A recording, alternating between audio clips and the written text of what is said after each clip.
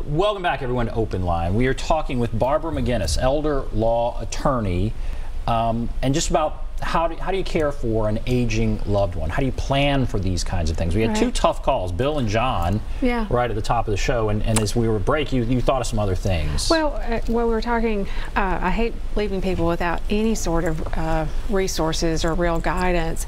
I think the area agency on aging in whatever community you're living in, there is going to be one in Tennessee. If you're in the Davidson County area, like one, if not both of the callers were, the Greater Regional Nashville Council on Aging, the GNRC, they're great warehouses of information. You know, Council on Aging, lots of information, not just for low income, low net worth people, but certainly if there's something out there that they can do a more in-depth assessment and help point them in the right direction or give them some information. Food stamps, SNAP, something might be available to help them. All right, let's go to Dan. Hello, Dan. Are you there, Dan? Yeah, hey, how you doing tonight? Doing great. What's on your mind? I wanted to say, agree with the lady, that long-term care insurance, I'm going to tell you something, people better think about that, because they have some that you can't afford if you look around. I was in my 20s when my folks took it, and of course I thought they was idiots. I said, you know, here I am doing 100 miles an hour, and as they started aging, my pop had to go in the home. They was with Hartford, I believe, correct, and I'm telling you what, there wasn't no question. They showed him a balance of how much he had, and after he passed away, my mom's still healthy, even in her 90s. She's living at home, and they send people in to take care of her, where she can live at home, and the long term is not questioned. It's really good, and I think every penny you pay towards that is a good investment. And I'll hang up and listen. Thank you. All right, Dan, thank you. Well, that was definitely positive outcome, and I'm sure that's exactly the way it's intended to work, to help people stay at home. There's some great policies out there, not quite as popular as it was and available as they were years ago, but still there. One of the newer products that they have is it's a hybrid policy, because while we may have doubts that we're going to ever need long-term care, we never really should doubt that we will die one day. And the hybrid policies have a long-term care rider attached to a life insurance policy. So it's definitely something worth talking to your insurance professional about. So you say start buying it in your 50s. That's a good time. That's when the rates would be not prohibitive. Right. Now, so say you pay for it all these years in your 50s, and then you get in your 60s. Did the rates go up? And probably, why not just wait till you're in your 60s and pay the higher rate? Well, what if underwriting says you just can't get it together, get it all together, because you now have some sort of diagnosis that would have just continued on? So that would be the problem. Yeah. If you get sicker or something happens. Yeah. Okay. All right, Dan, thank you for that story. Thank you for that information. We appreciate that. Let's go to James. Hello, James. All right, James, are you there? Turn down your. Go ahead and turn down your TV. But what's on your mind? I'm an elderly person, right? I just have a question.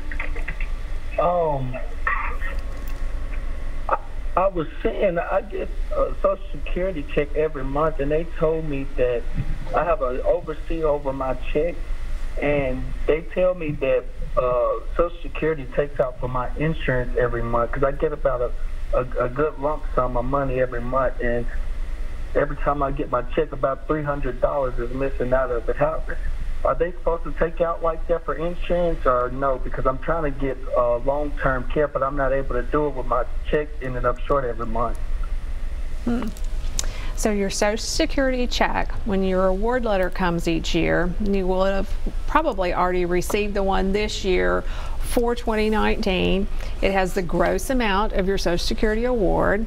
Whatever's coming out for your, if it's your Medicare Part B premium or your Medicare Advantage plan, if there's other deductions for tax withholdings, and then you'll see your net amount each year. And those withholdings, Part D is also withheld. So your Part B premium and your Part D premium is withheld. Those numbers can actually fluctuate year to year based on your income.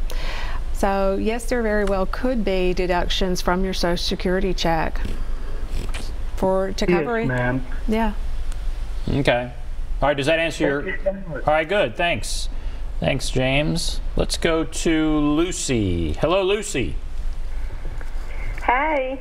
What's on your mind, Lucy? Well, I know Miss McGinnis is talking about, elderly care and stuff like that. I just want to respond real quickly, and I'll let y'all go, about your first two callers. I think especially David, the guy that's taking care of his father. Now, Miss McGinnis, you might know something about this, but when they brought in the Affordable Care Act, what they call Obamacare, it did some reforms, I thought, in Social Security, that if you were the primary caretaker of an elderly parent, that you could get a stipend from the government to take care of that parent. And not only that, that you also qualified for like a day out, like a respite kind of care. And this guy here, if he can call his local reference librarian or stop by the library, they have a real thick book on that agency you were talking about, a complete guide on everything, and he can just flip through it and find somebody that could probably help navigate him through signing up for Obamacare, because he might think that he can't afford, like this last gentleman said, it was $300 a month out of his for his I guess Medicare insurance.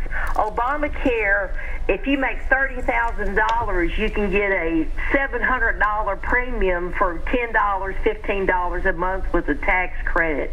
Just to throw a figure out there. That's all I wanted to say. I just wanted to guide those guys somewhere else. I know your show's not about this tonight.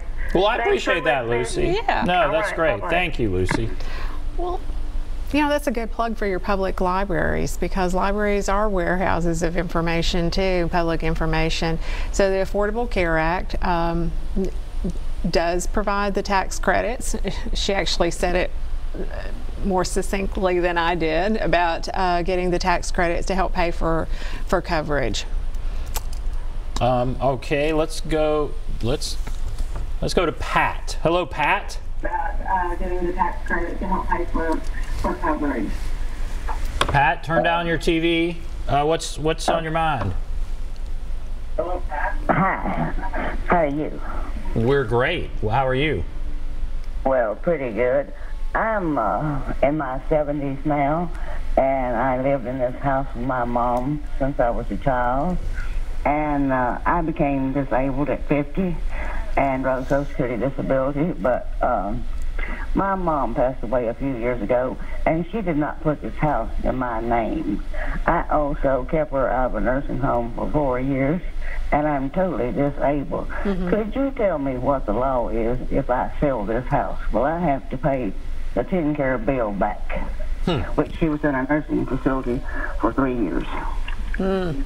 So the house is in Mom's name, and Mom died in not put it in mine. And Mom died in a nursing home receiving 10-care. Right.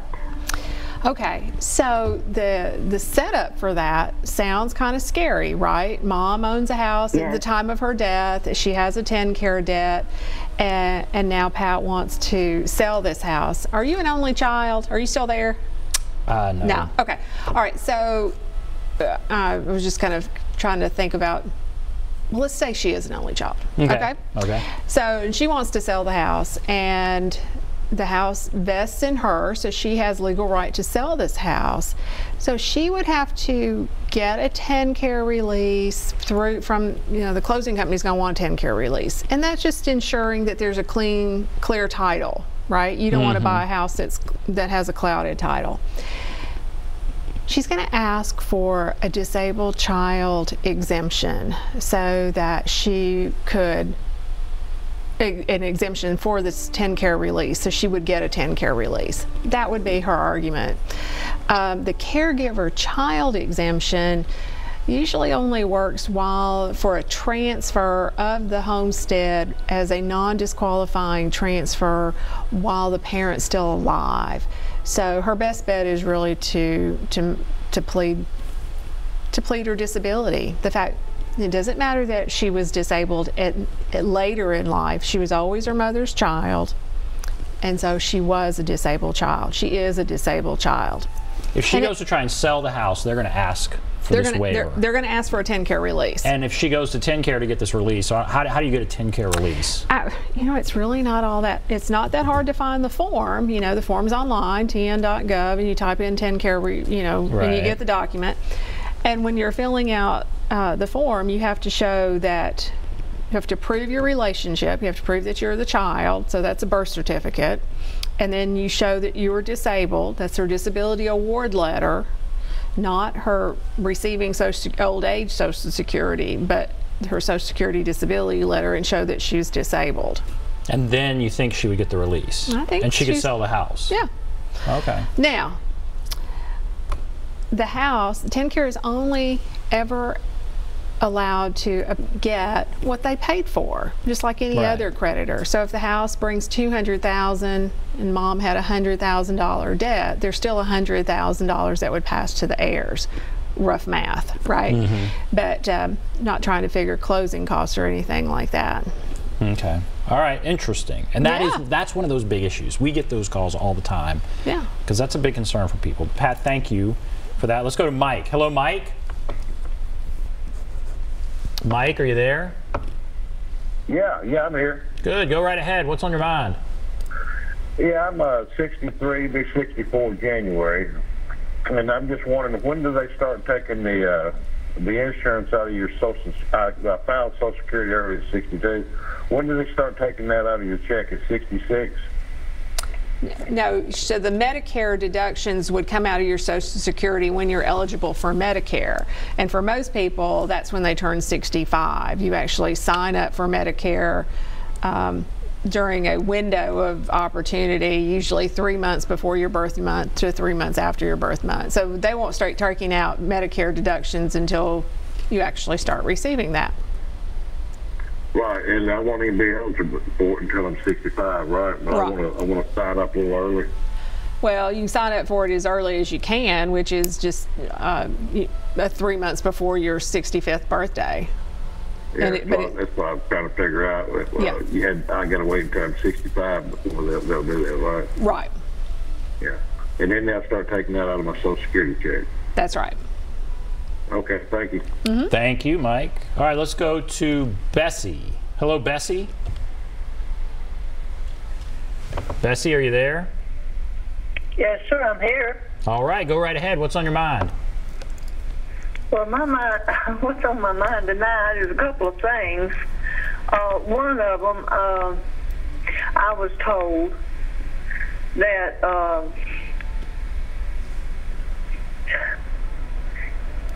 I'm receiving Social Security on my disability where I work. And I was told by the Social Security Administration that I've only got a few